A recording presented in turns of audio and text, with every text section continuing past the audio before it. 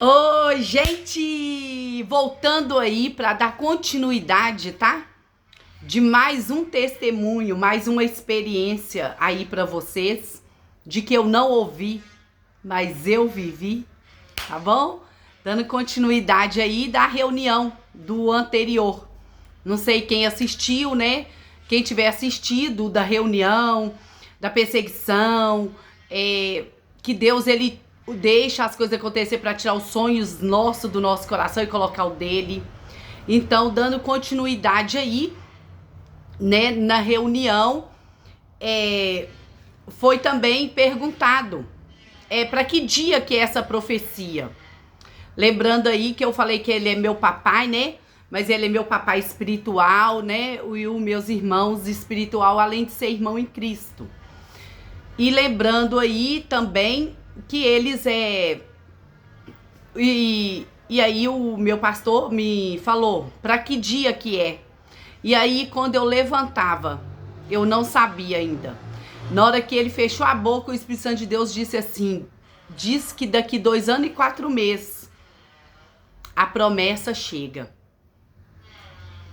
E aí ele, né, disse, quem recebeu, né, esse que não quis a profecia, ele disse que não queria, nem daqui 5 anos ele não queria. Ele não aceitava por causa disso ou por causa daquilo. E colocou os argumentos dele, né? As coisas dele. O porquê que ele não queria. Não aceitaria.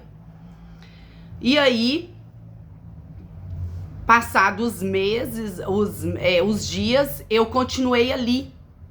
Continuei firme e forte. Não forte, mas eu continuei firme.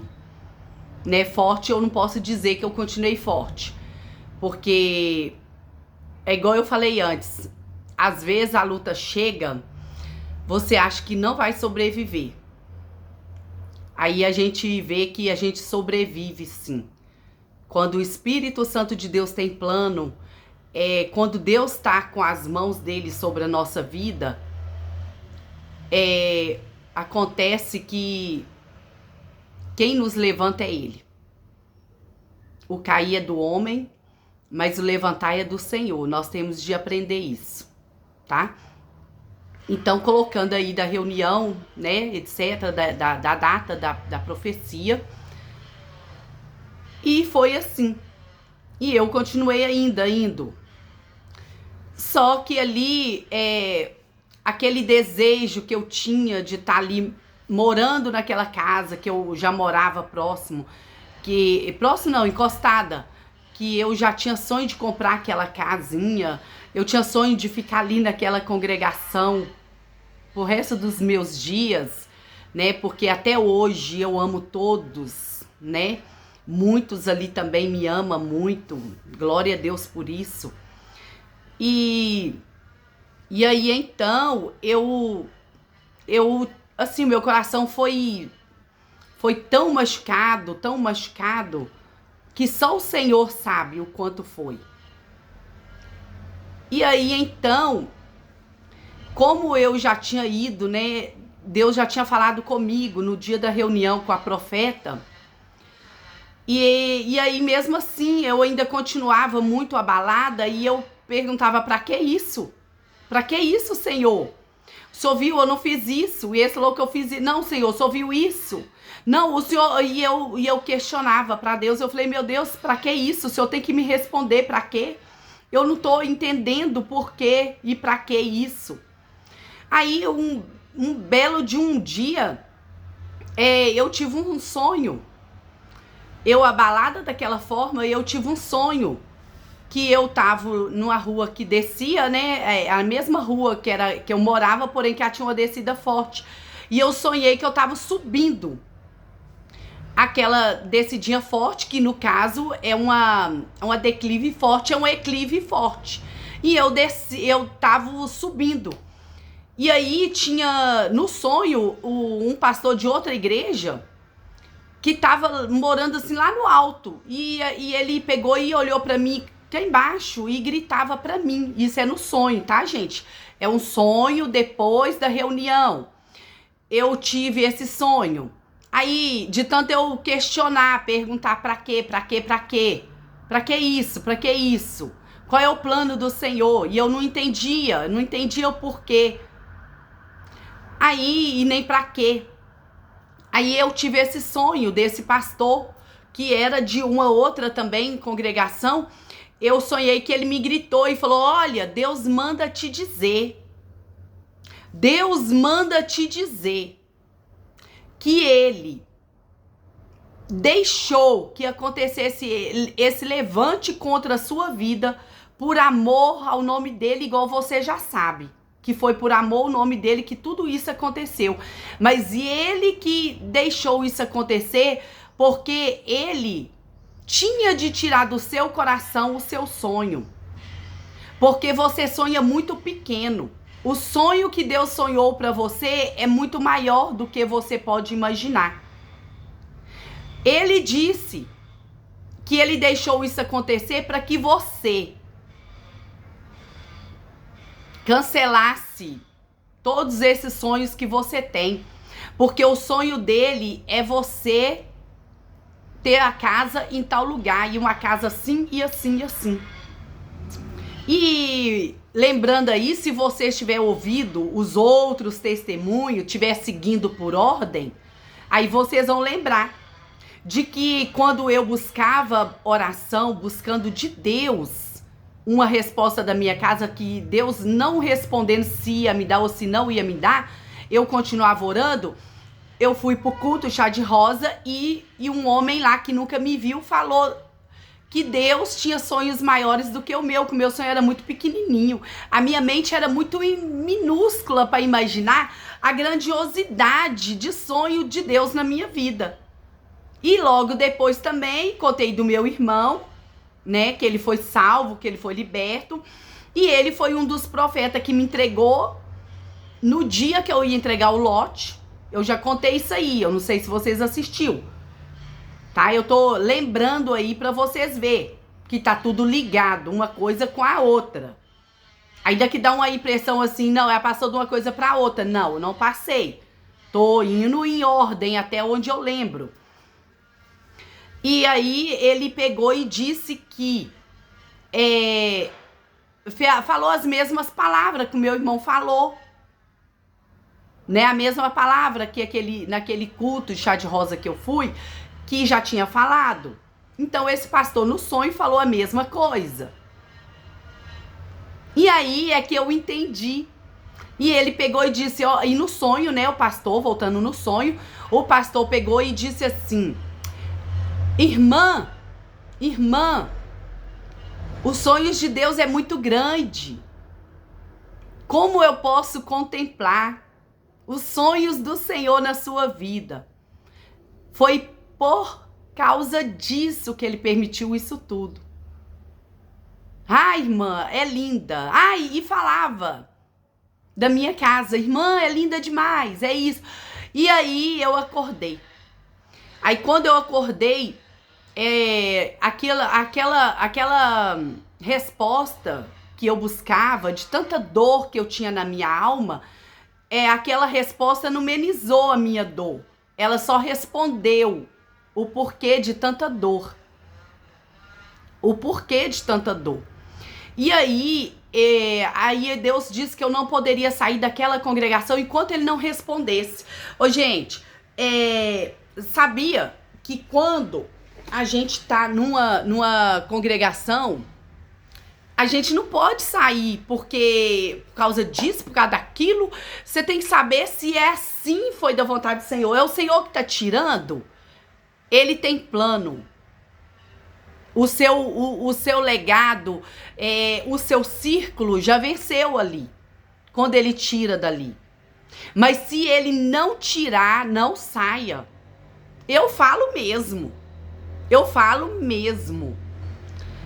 Hoje, antes, eu só saio da minha igreja se o meu pastor me expulsar. Meu pastor lindo, que eu amo. Nossa, é uns dos ser humano que eu mais admiro na minha vida. É os meus dois pastores. É o meu papito e esse meu pai espiritual também, que é o líder hoje da congregação que eu congrego. Ele talvez não tenha noção o tanto que eu admiro ele. Ele não faz ideia. Mas a minha casa sabe. A minha casa sabe o quanto eu admiro ele. É lógico, ele é falho. Lógico, ele é pecador. Ele é pecador igual qualquer outra pessoa. Mas é uma grandiosidade de mistério também. É uma grandiosidade, sabe, do poder de Deus, da capacidade, como que Deus capacita. É um ser humano que eu admiro muito, muito mesmo. Agora, se ele falar assim, olha, não quero você nessa igreja, some daqui, aí eu saio. Eu saio porque, tirando de Deus na minha vida espiritual, ele tem autoridade. Então eu saio. Aí ele vai se ver com Deus, mas ele pode fazer o que quiser comigo. Ele pode me maltratar, pode fazer o que quiser, e a igreja inteira, mas eu não vou sair. Porque eu não tô dentro da igreja, gente. Eu não tô dentro da igreja por causa de ninguém. Nós temos de aprender isso. É isso que eu falei domingo. Eu mandei aí no YouTube, eu mandei no Instagram. Nós temos de conscientizar que o amor, o primeiro amor, ele não pode morrer. Nós temos que viver ele todos os dias. Ah, então você viveu o amor todos os dias? Não. Não, eu não vivi esse amor todos os dias.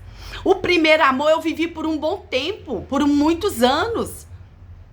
Por muitos anos eu vivi esse primeiro amor todos os dias. Só que depois dessa reunião, depois desse levante, dessa perseguição, eu posso dizer que eu deixei o amor esfriar. Eu fiquei tão assustada com o ser humano, eu fiquei tão escandalizada com aquele que conhecia o evangelho, com aquele que faz a vontade do Senhor, ser tão assim, eu não vou usar palavras pesada, mas coisas que me escandalizaram por ser servo de Deus. Vocês vai falar assim, não, mas ela tá falando isso, ela não poderia estar falando isso, porque quem não aceitou Jesus não vai nem querer aceitar, só que ele tem que ver. Quem não confessou Jesus vai ter que confessar. Se não for por amor, vai ser pela dor, porque a palavra do Senhor disse que é por amor ou pela dor. E nós não podemos deixar aquele que serve a Deus tirar nós dessa confissão. E aquele que já está nessa confissão não pode deixar, nós não podemos deixar o amor esfriar ou abandonar Jesus por causa dos erros de alguém ou por causa dos nossos próprios erros. Nós não podemos. Nós não podemos abandonar Jesus porque Jesus não tem nada com isso. O Espírito Santo não tem nada com isso, e tudo de ruim que acontece numa congregação, independente, o inimigo ele usa isso mesmo.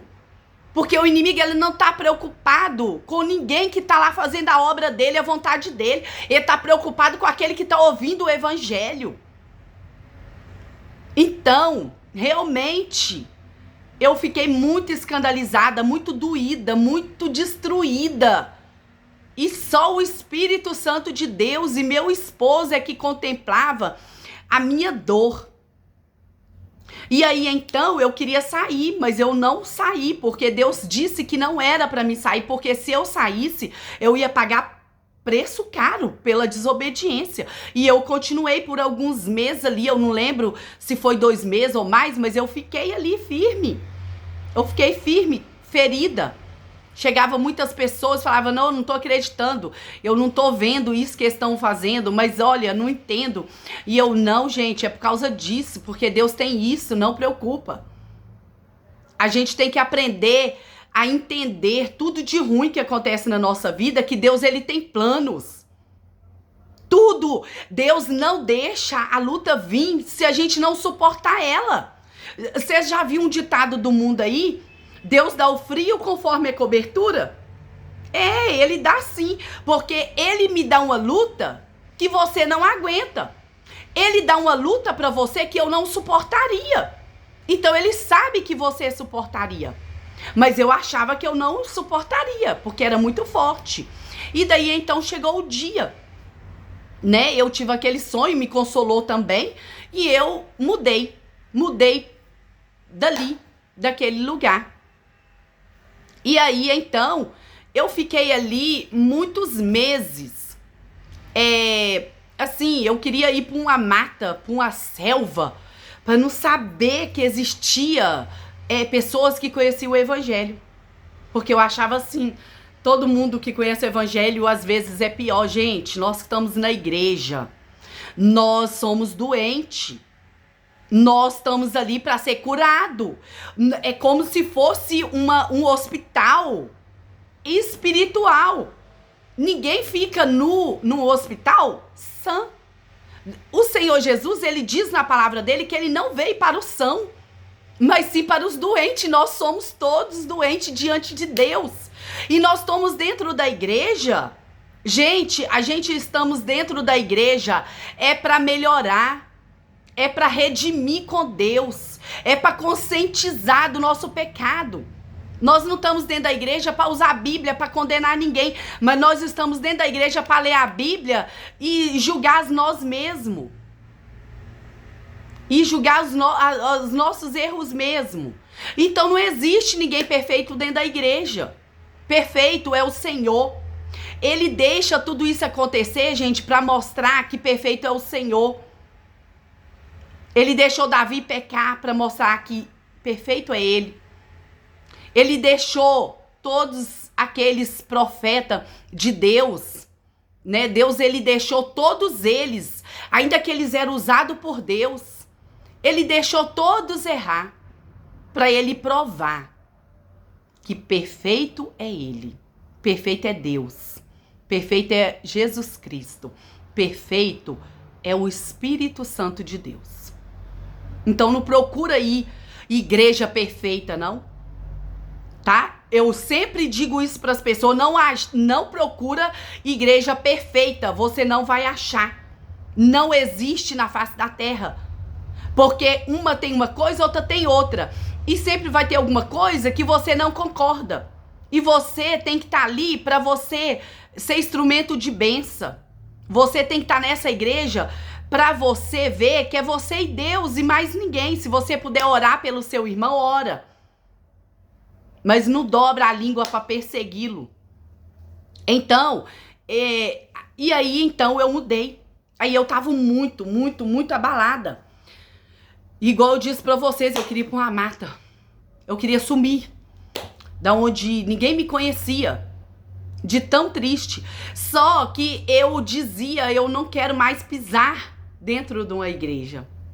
E eu dizia isso e ao mesmo tempo eu falava, eu tenho que ir em outra igreja, eu tenho que louvar esse Deus, eu tenho que louvar ele.